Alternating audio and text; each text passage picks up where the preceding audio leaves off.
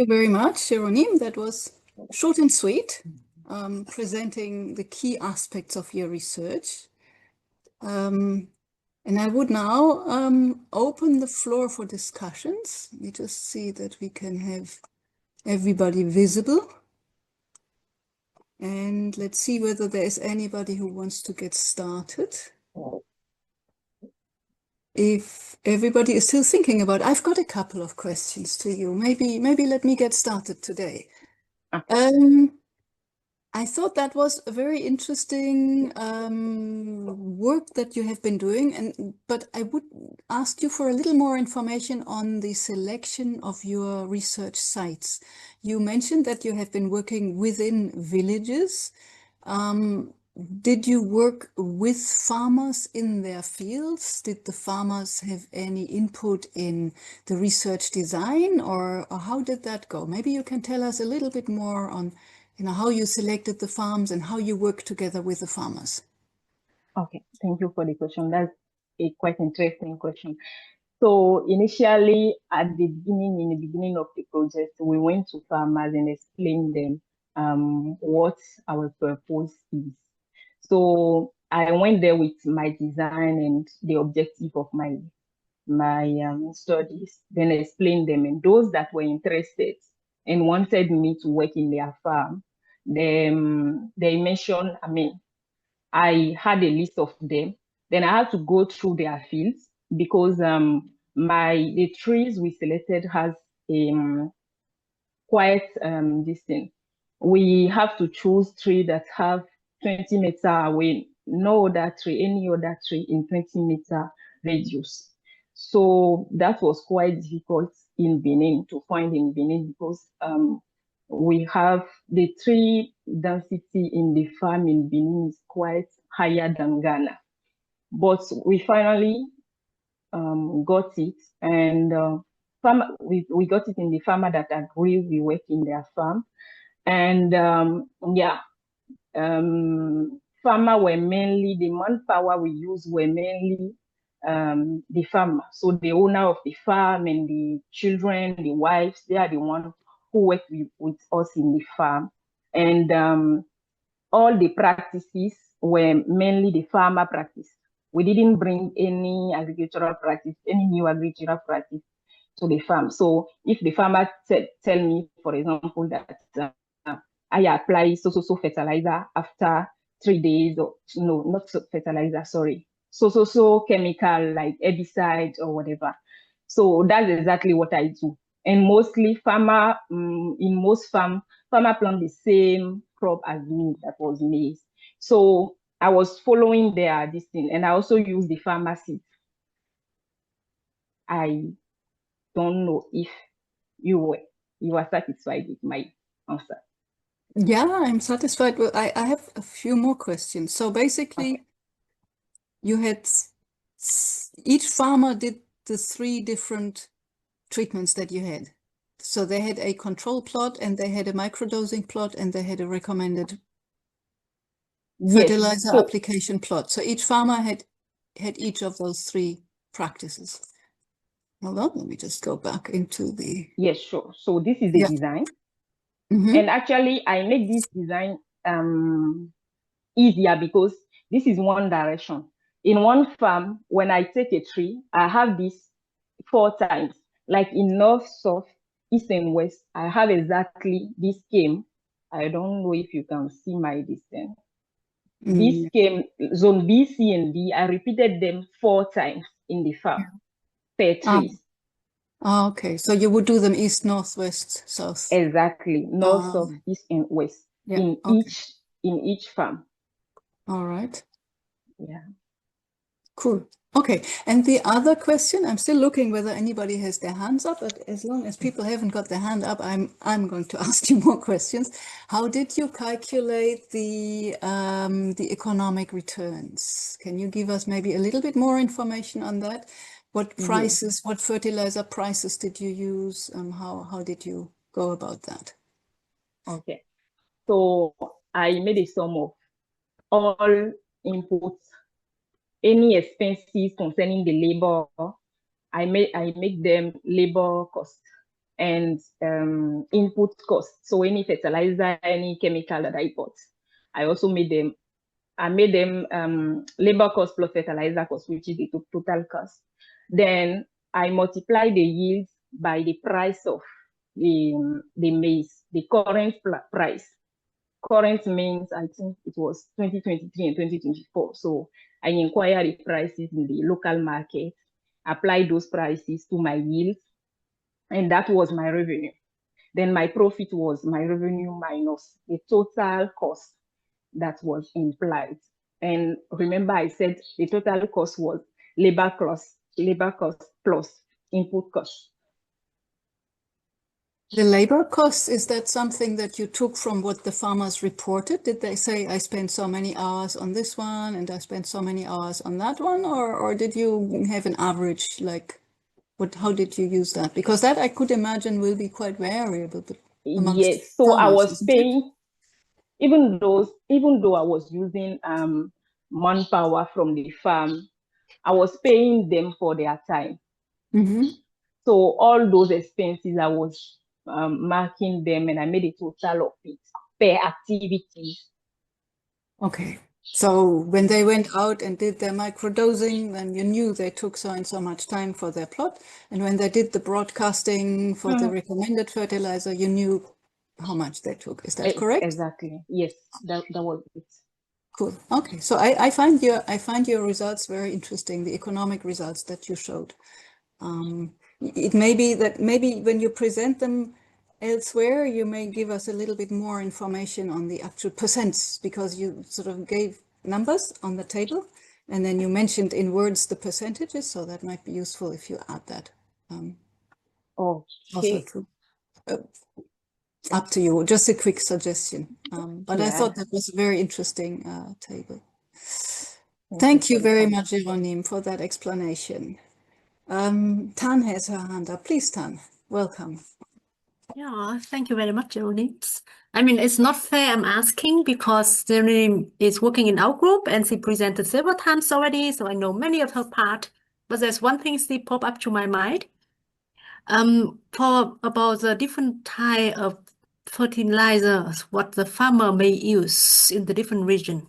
Is it the same in both sides you're having, or it completely different, and how much affect to the economic assessment as well? Because would you consider all the different type of fertilizer, or is applied the same one? Do you know, like, it's the other places, is they have applied the same fertilizer, or it will be, you know, like always the same like this in both Benin and Ghana?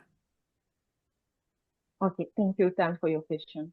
In my presentation, I mentioned that the national recommended rate depends on the national policy, and also they make it according to the initial soil property they found in their countries. So Ghana's one is different from Benin, and that's what we consider. We did exactly what we applied exactly what the nationally recommended rate is, and you can see the formula is different in Benin than Ghana. And how does it affect the yield and the economy? Definitely, it affects it. My presentation too was a quick one. I didn't want to go deeper, but in the paper we are currently writing, we also look at all those interactions. How does the different fertilizer application in each country affect the yield and the economy? So we are looking at all those aspects. I didn't have enough time to present it here. Thank you for your question. Thank you. Okay. Peter, do you have a question? Okay. Géronime, thank you so much for the presentation. Hannah asked something that actually caught my attention. So the recommended rate, farmers either do broadcast or baser. Which of them did you actually apply? Because based on the approach you apply, the cost will be different. If we're doing broadcast, it's easy for the farmer to do within a day and pay. And you know, in Ghana, it is by day. So if the farmer goes to your farm, you pay the person by day. And if the person is doing baser, it takes more days, just like the microdosing. So which of them did you apply over here? we applied basal, we did basal application, but because nationally the basal application is what is required. But mostly, I mentioned in my introduction that most farmer, and about 7% of them, they don't have enough resources to apply the recommended rate. And I did a survey in one of my studies. I will present the result later. I did a survey where we realized that most farmer, I can't tell exactly a percentage, they don't apply the recommended rate. So we are putting the recommended rate in our study here as a reference, like what is required nationally, but because farmer doesn't have enough resources, they don't apply. There is sometimes when they have access to the fertilizer, they just apply what they have, and yeah. So in that case, sorry, so in that case, if you use the basal, then the cost, if you look at the cost of applying basal and the cost of applying microdosing, are they the same? Because there has been an argument that the difference between the recommended and then the microdosing has always been that microdosing requires more time, but if you do basal and it is recommended, then you even require more time than microdosing and it becomes more expensive than microdosing. Is that the case? So what a trick is, for microdosing, mostly people have different way of application of microdosing. What we did was we planted, we added the fertilizer in the planting bowls. So the microdosing was at planting. So we didn't have to come back later for fertilizer application. That was what we did for microdosing. And the recommended rate we saw, and 2 weeks later, we had to come back for the fertilizer application. So mostly at sowing, microdosing was more time. I don't know if I presented this. Yeah, you can see here in the table at sowing, microdosing was much higher than time required. It was 71 for microdosing, for example, in Benin, but the control in the other one was 47, and the same pattern was in Ghana.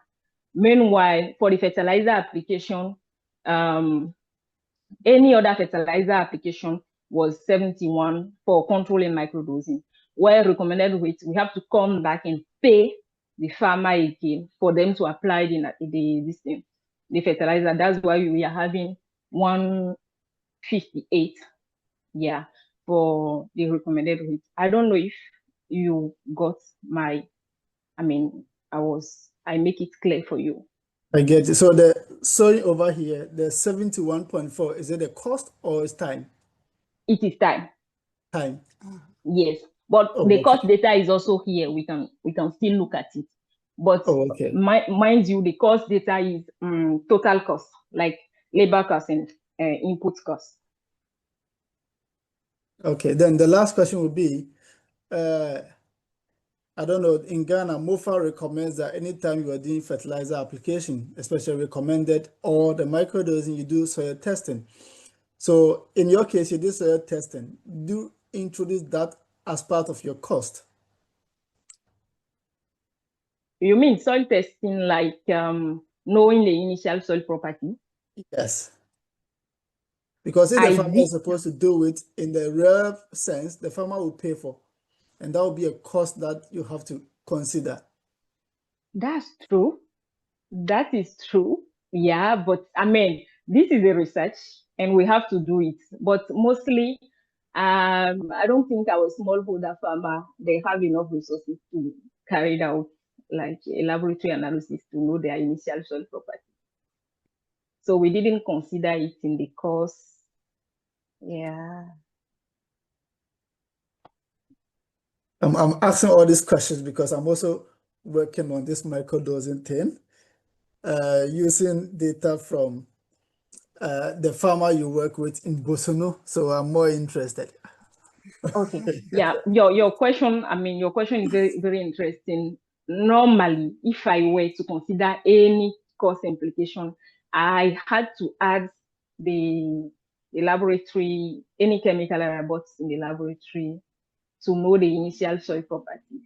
But the reality is most farmers, they don't do that. And if we consider that, we may miss our result like we may miss the real pattern happening in the farm, in the field, sorry. Maybe if I can come in, I would imagine if soil testing is something recommended, it would be like the same figure for each way, you know. Yes. I mean, it's just a fixed sum Yes, a for fixed sum, everybody, so yes, that per hectare. wouldn't make the differences. I mean, it was just one off. Yeah. So I'm very interesting. I mean, does that mean you were only doing a one-time fertilizer application at soy for the microdosing, and for the microdosing, recommended, yes. you gave a second, or you gave the fertilizer later on? Exactly. So for the microdosing, we added the fertilizer to the seed at planting. That of course takes out one time going over the field. Exactly. But for the recommended weight, we had to come back 2 weeks later to add this thing, Sure. Yeah, the fertilizer, and 45 days later to add the urea. Yeah, that makes a difference. Sure. Okay. Any more hands here? Any more questions here? I have more questions. Did you, in your study, I don't know whether your study also included some feedback rounds, discussions with the farmers? Did you sit down with the farmers and showed them your results? Did you discuss? And was there any specific feedback? Or is that not part of your study? Not yet, but we are planning, with WASCAL, we are planning a feedback session. I think within May or June, I don't know. Where I will be going back to the farmer and show them the result. Maybe let me add that when we're in Ghana in June, after the status seminar, we had a PhD students presenting, and microdosing was presented by one of the Amisu, to the farmers in the community where they were doing, and they really much appreciated the findings from the results. Yeah. Mm-hmm. Yeah, but we didn't do it in Benin yet, probably in June, May. Okay, cool. Because I think that will add a lot of information also on what, especially those farmers who did the study with you, you know, when they can give their feedback on what they thought about it and how they felt about it, and that would be quite interesting. Yeah, cool. Do we have any more inputs, comments, suggestions, additions from the audience? Tan, please. Yes. It's me again. Yes. Yeah. Géronime. Welcome. What do you think about the same application to the other sites as well from West Africa, for example, or the other have similar practices? Like, for example, in Burkina Faso, or maybe not the northern Ghana, maybe southern Ghana, or the other places. How scalable of the result to the other sites? Thank you for your question. That's why I mentioned the limitation of my studies. I'm trying to show you the slide. Yeah. Or just give the vision. What can be also used for expand the outcome to the other places as well? Because Well, the fertilizer microdosing has already been tested to be efficient in many countries of the region, Burkina Faso, Niger, Ghana, southern Ghana, and East. So I think it can work. These results are mainly for shea parkland system. So that was our the new thing we brought to the fertilizer microdosing. We tested it in shea parkland system. And if I rely on the other results from other authors that I have to cite, I will tell you that the result will be very promising to be doing it in southern Ghana that you mentioned, in Burkina Faso, and any other country in the West African region. May I allow to have one more question? Absolutely. Yeah. Now we come back to the paper. I think you are writing for this one for publication, right? Yeah. So we come to the critical question from any reviewer. They may ask, what actually is a new contribution from AVP, what you just said before, that microdosing already had been known, had been studied, even Mr. Burkhardt already working on that for last 50, 30 years ago. So what actually is the new thing, what we can learn from this one? I mean, what could be the new contribution for the science? What we haven't know about microdosing yet from the work. How you can convince the editor that, yes, my one is exciting. It had to be this and that. Because it may come back with a reviewer because it says that no novelty, like something like this. So how could you justify it? Hannah's laughing, but yes, it may come back. So thank you for your question. That's what I was saying earlier. Most farmers in the region, they practice agroforestry system, and shea parkland is the major system in the West African region. But so far, to the best of my knowledge, fertilizer microdosing has not been tested in those shea parkland systems. So that's the new thing I'm doing about microdosing, testing in the dominant system we have in the region to see whether it is the same result we are getting for monoculture, because most results online, they are giving results on monoculture, not parkland system, which is actually the real thing of the farmers. I don't think it's new. I don't call it novelty. I would call it just a comparison. But anyway, yours is. I'm allowed to ask one more stupid question? You're absolutely allowed. And after that, Peter has already. Yeah. Sorry, that's before it.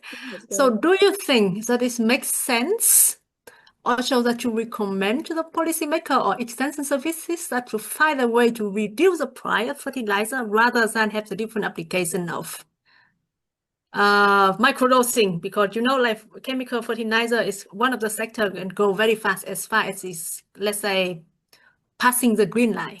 Like the green revolution. So as soon as it grow and it appear, it grow very fast. I think that is a lot of political thing here as well, but at one point get through, it go up very quick. Do you see any future of microdosing or recommendation to the policymaker or whatever stakeholder that instead of like different method of microdosing, reduce the price? The chemical fertilizer could be an option? I think asking policymakers to look at a way to reduce the fertilizer cost will be too much to ask. It may be too much to ask. The most realistic way to be maybe in the waiting time, they could be applying fertilizer microdosing, which is actually a solution they have. Instead of 4 bags, for example, they will just have to buy 1 bag per hectare to have better yields compared to the control they are practicing right now. And that's the answer I can give you right now for this thing. I just say that is a stupid question, but anyways, that's the ideas. I will have to think about it. Thank you. It's worth thinking about it, obviously, when you are writing some publications, then you can discuss that also. Cool. Peter, you had some additional inputs. I think there was something that came up. Yeah, so when she was responding to Tan's question on novelty, she said her study is because they're doing parkland system. So I want to find out the results from your study. Is it different from the results that have already been reported, or you see the same trend, even if it is monoculture? And what is the difference between the results in terms of monoculture and then the parkland system? Thank you. So I'm seeing the same trend, but what I'm doing different in the paper I'm writing right now, I'm looking at different interactions. So the interaction between the fertilizer application in the zone, between countries, between planting season. So because remember I said we have different rainfall pattern in Benin compared to Ghana, where we have more rainfall 1 year here and less 1 year there. So we are looking at all those interactions So when we have more rain, what does the farmer profit look like? And when we are having I don't know, in the agroforestry system in zone B, C, and D compared to zone A, we are looking at interaction, and that's a really interesting thing in the paper we are writing now. And the interaction is for, all agronomic aspects and economic aspects. Yeah. Mm-hmm. Cool. I would just ask, not quite Géronime, but maybe Peter, actually, since we are talking so much about microdosing, and I know that Dockers and yourself are working on decision support. Yeah. Can you give us maybe an update on, your structures and your model and where you're getting at, or? Okay, so I don't know, maybe, yes, but I'm asking this question because you're still inputting data into your system. Is that correct? I'm still doing the coding and everything, but what I realize is that what makes, I think we are using their study for our analysis, but we are going through the decision analysis model where we are able to measure some uncertainties she is not able to measure. For instance, because we know that if you apply the microdose, you said there's input use efficiency between the different options, decision options are different. And you also know that because you work within the parkland system, the trees provide some benefits to the soil, which actually contributes to. So we are measuring all this into our model as environmental benefits, which you, in your case, only look at the input use efficiency, but we are going beyond that to measure some of these uncertainties, speaking with farmers, speaking with extension officers, speaking with soil scientists to understand all this and get some measurement, and we use it in our model to see. And we are also looking at, I'm using the 5-year, what we call projection, that if the farmer adopts in the next 5 years, yes. And then we are also considering some social impact, like impact on food security. Yeah, so where we are looking at based on the yields you get, how much proportion would the farmer will go into the farmer's household food, and even if the farmer makes income, how much proportion will go into the farmers. So we are looking at a lot of variables that ordinarily yours wouldn't look at. That is the addition that we come with through the decision analysis. But I think that's useful. It's probably interesting for you to know, Géronime, also what your data, your research contributes to something else. Yeah. And I think that is what I really like about this collaboration of the different projects, that there are inputs coming in from various more specific research studies, and then you guys put it together into that decision support system, which I think makes this lateral collaboration between the projects. It's great. Cool. Super. If there are no more questions or other contributions to Géronime, then I would like to call this colloquium to an end. Thank you very much, Géronime, for giving us these inputs for this very interesting discussion that we had. And I hope that you also could take a few things with you for your publications and the rest of your thesis. And I wish you good luck. And Thank you very much. to see you soon.